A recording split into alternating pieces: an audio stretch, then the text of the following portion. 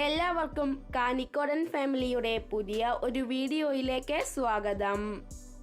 ഇന്നത്തെ വീഡിയോയിലൂടെ ഞാൻ പറയാൻ പോകുന്നത് നമ്മുടെ ബഡ്ജീസ് ഹെൽത്തി ആയിരിക്കാൻ നമ്മൾ ചെയ്യേണ്ട കുറച്ചു കാര്യങ്ങളെ പറ്റിയാണ്. നമ്മൾ അറിയാതെ ചെയ്യുന്ന അല്ലെങ്കിൽ നമ്മുടെ ചെറിയ ശ്രദ്ധക്കുറവ് മൂലമാണ് നമ്മുടെ ബേഡ്സിന് ഹെൽത്ത് ഇഷ്യൂസ് ഉണ്ടാകുന്നത്. ആ കാര്യങ്ങൾ ഒക്കെയാണ് ഞാൻ ഈ വീഡിയോയിൽ ഉൾക്കൊള്ളിച്ചിട്ടുള്ളത്.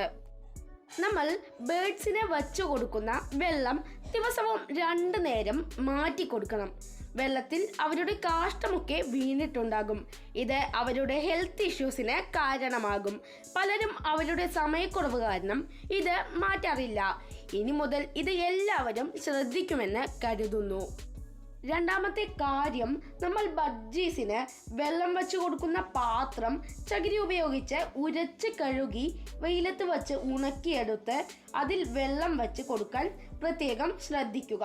ദിവസവും ഇങ്ങനെ ചെയ്യണം, അല്ലെങ്കിൽ അതിൽ പല ബാക്ടീരിയകളും വൈറസുകളും വളരാൻ സാധ്യത കൂടുതലാണ്.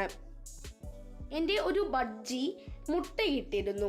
അതിലെ ചിക്സ് എല്ലാം ഇപ്പോൾ നെസ്റ്റ് ഔട്ട് ആയിട്ടുണ്ട്. ആ വിശേഷങ്ങളും മറ്റും ആണ് ഞാൻ അടുത്ത വീഡിയോയിൽ കാണിക്കാൻ ഉദ്ദേശിക്കുന്നത്. അതുകൊണ്ട് ഇതുപോലുള്ള വീഡിയോകൾക്കായി ഈ ചാനൽ സബ്സ്ക്രൈബ് ചെയ്യാൻ മറക്കല്ലേ. മൂന്നാമത്തെ കാര്യം, നിങ്ങൾ ചിലപ്പോൾ ബഡ്ജീസിന് ഇലകളും ജലാംശം കൂടിയതുമായ ഫുഡ് കൂടുതലായി കൊടുക്കാറുണ്ടായിരിക്കും. ഇങ്ങനെ കൊടുക്കുകയാണെങ്കിൽ ബഡ്ജീസിന് ലൂസ് മോഷൻ ഉണ്ടാകാൻ.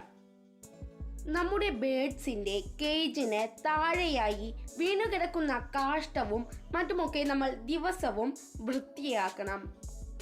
അല്ലെങ്കിൽ കാഷ്ടമൊക്കെ അവിടെ തന്നെ കിടന്ന് കിളികൾക്ക് രോഗത്തിന് കാരണമാകും. ദിവസവും ബഡ്ജീസിന് കൊടുക്കുന്ന തിനയിലെ ഉമി പാറ്റി വൃത്തിയാക്കുകയും അതിൽ വീണിട്ടുള്ള അവയുടെ കാഷ്ടവും മറ്റും കളഞ്ഞ് വച്ചു കൊടുക്കുകയും ചെയ്യാൻ പ്രത്യേകം ശ്രദ്ധിക്കണം.